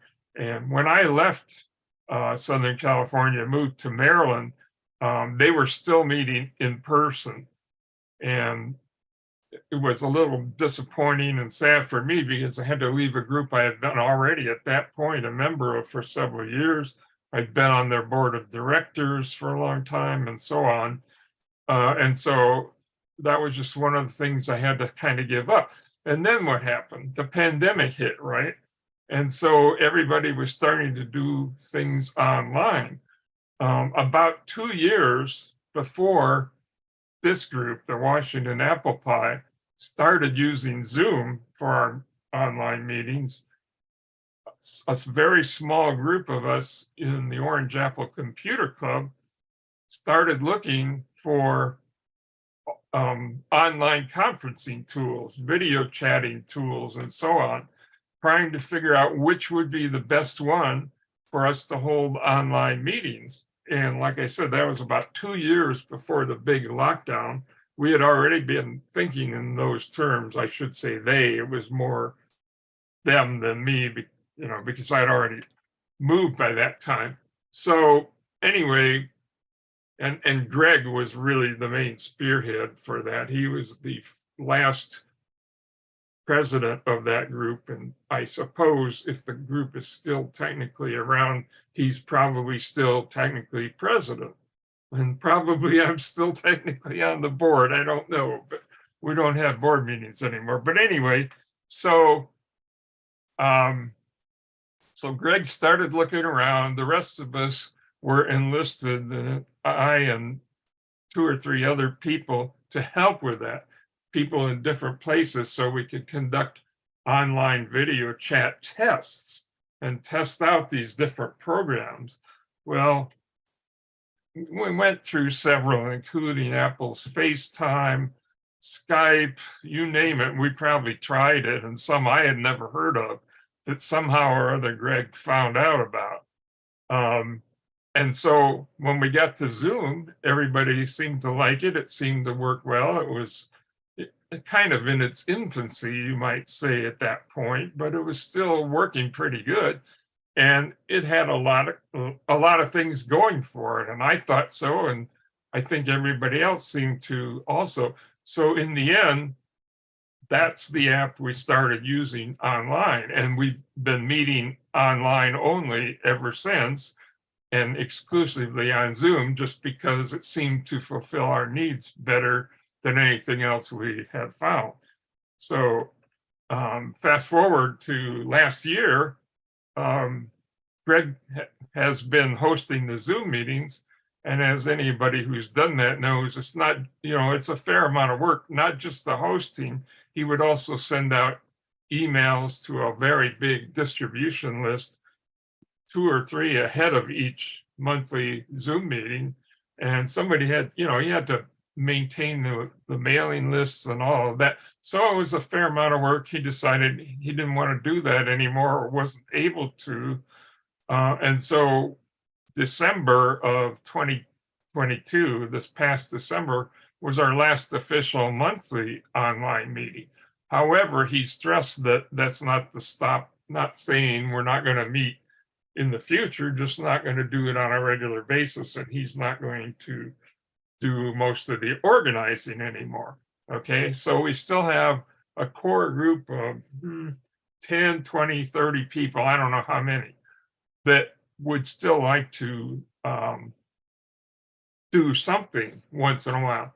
So I've been after Greg to try to get him to give us a list of names and email addresses that this group, the Washington Apple Pie, can email to and invite to some of our meetings, because those people are more like us in the pie than they are different. We're all pretty much of like mind. We all like Apple products, and we all use Apple products. Different people use different Apple devices, but it's all one big happy family, in my opinion. So right now we're waiting on Greg, who said he would one time only go through the last 2 years of meeting recordings. He has been recording all of the Zoom meetings that we've had. Because the list he mails to is really big. I think he said around 400 people, but only a handful actually show up every month. And not every person, of course, is showing up every month. So we get 10, 20, or 30 people online every month.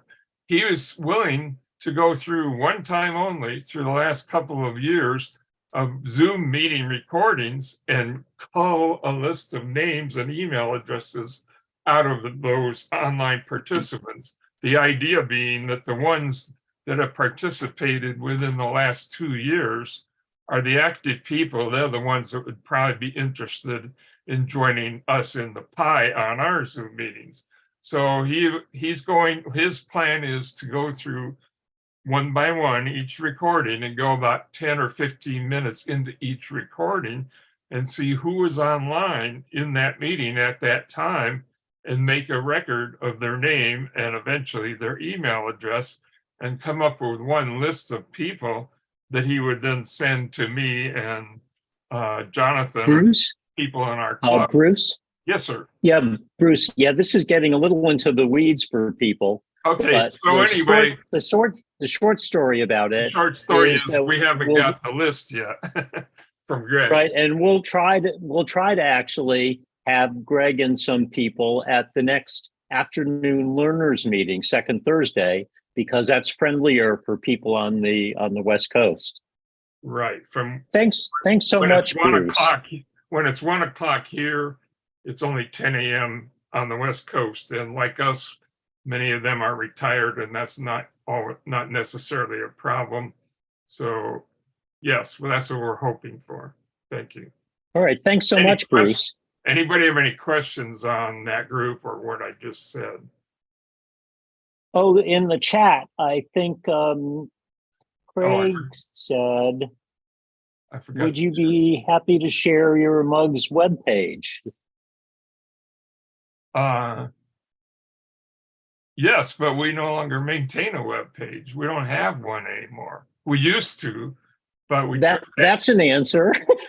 Right. I'm sure that I could even give you the URL, but it doesn't work anymore. So unfortunately. Okay, thanks again, Bruce. Yeah. I'd like to turn now to Gabe Goldberg to talk a little bit about APCUG. Craig, had you heard about this? This is, at least I think in the US, that is like an umbrella of user groups. It's international, Jonathan. It's international. We have Canadian and I think Australian. Take it away, Gabe. Okay.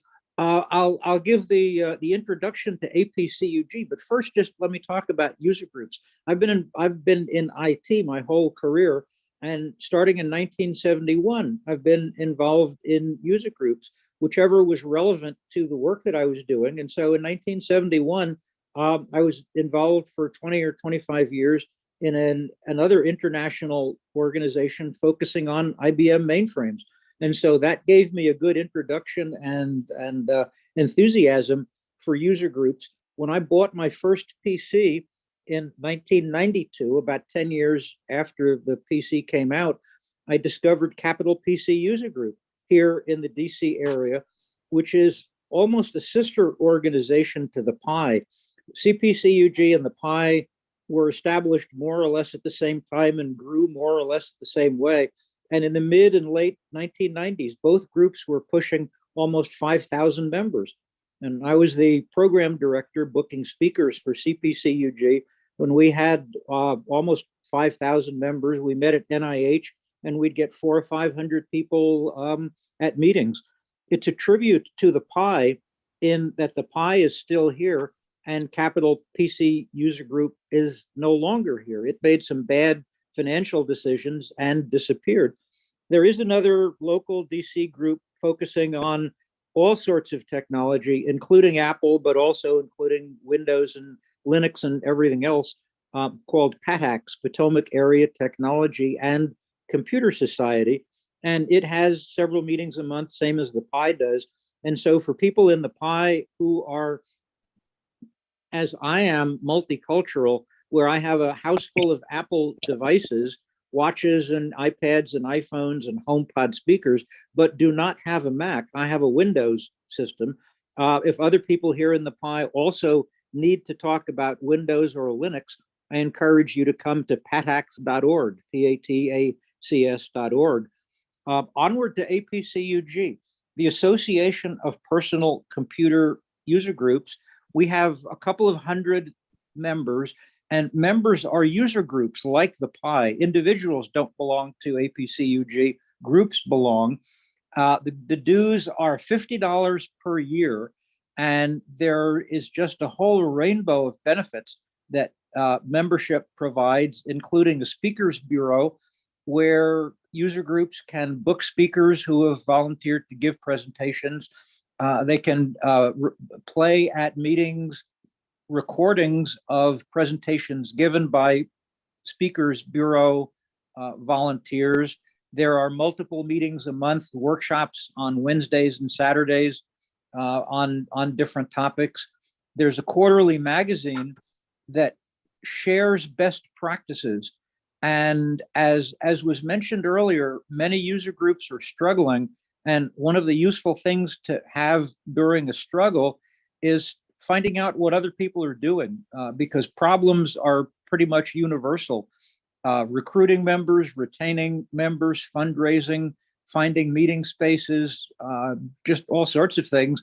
And if one group has solved a problem, APCUG will share the problem or share the solution to the other couple of hundred user group members.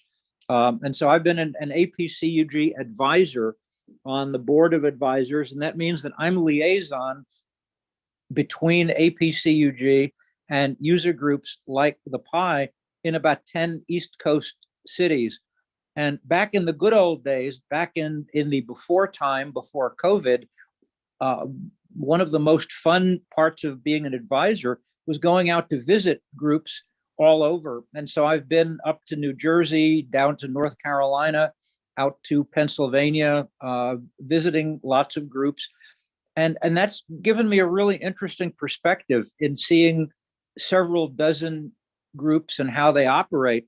And the interesting thing is that the groups are unique. There's no right way for groups to do things. And each group is absolutely morally certain that the way they're doing things is right and best. And all of the other groups are misguided in not doing things the same way. And so that's why it's fun for me to sort of be Johnny Appleseed, going from group to group and planting little nuggets that can encourage groups to look beyond how things have always been done. Sometimes procedures and practices and beliefs get fossilized and become perceived as the only way it's possible to do things, and that's usually wrong. And so planting seeds of different ways to do things is lots of fun. Craig is still here, so let me plant a seed with Craig for opening up an outpost in the UK for APCUG, and I'm not sure what $50 US translates to in pounds or euros or whatever the UK is currently using for currency, but we actually do have ways to take international payments because the Canadian and Australian groups can somehow manage to pay. And if the UK would join, we would be slowly on the way to colonizing the entire British Empire by planting APCUG colonies throughout the world. And if we ever get back to traveling, I would certainly try to get the UK added to my region so that I'd have an opportunity to come and hang out in one of Craig's pubs. We might even stretch to getting you some fish and chips at that rate. That was great. Thank you for that. Excellent. I like fish and chips. And Craig, based on a fish store that had been near my elementary school, I do not believe that chips need ketchup. I believe that chips need vinegar. I'm going to let you in on a secret on that one. I might be very British, but I don't like vinegar. Sorry.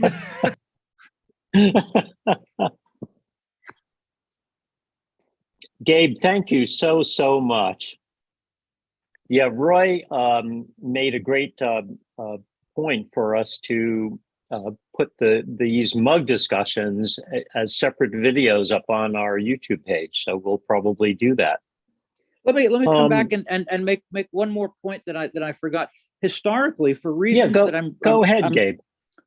Historically, for reasons that I'm not really sure, APCUG has largely skewed to Windows groups like PATAX. And so I was just delighted when, after I started buying Apple equipment, when I joined the Pi, and then suggested that the Pi join APCUG, and I was delighted that worked out, and that seems to be a mutually beneficial relationship. Over the years, I've tried to reach other Apple groups, other Mac groups, and I think based on things that happened long ago in history, for some reason, Apple groups are less likely to join APCUG, less interested.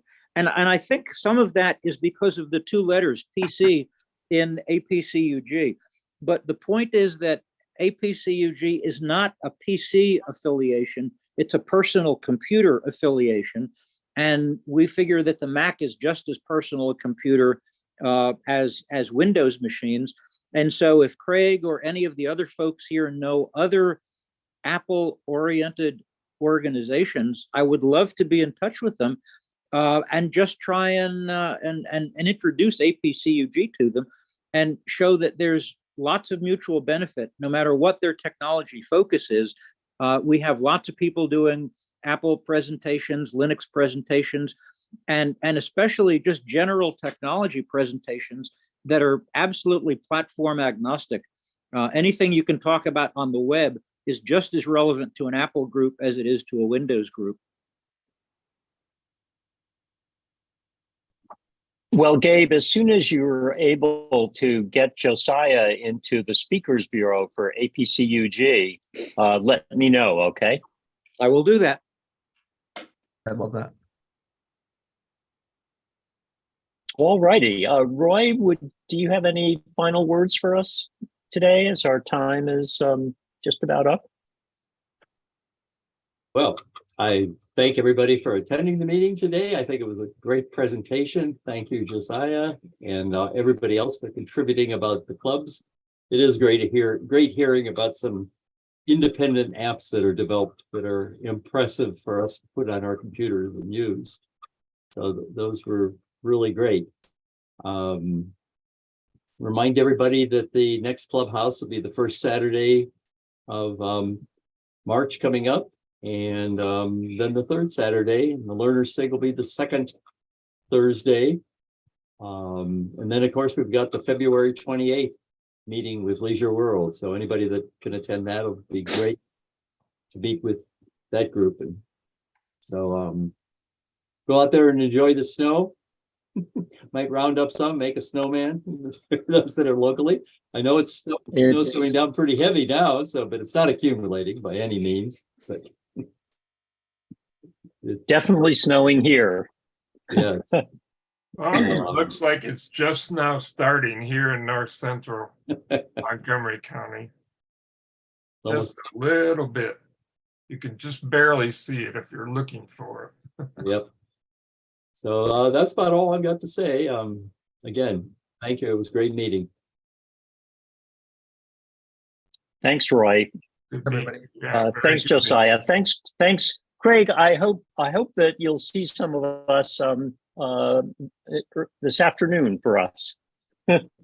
Just got to calculate what time that is. I think it's at 5 hours plus from here. So it's about I think 2 it's p.m. 2. our time, is it? Yeah, 2. I think it is 2 p.m. Yep, I think it's 2 p.m.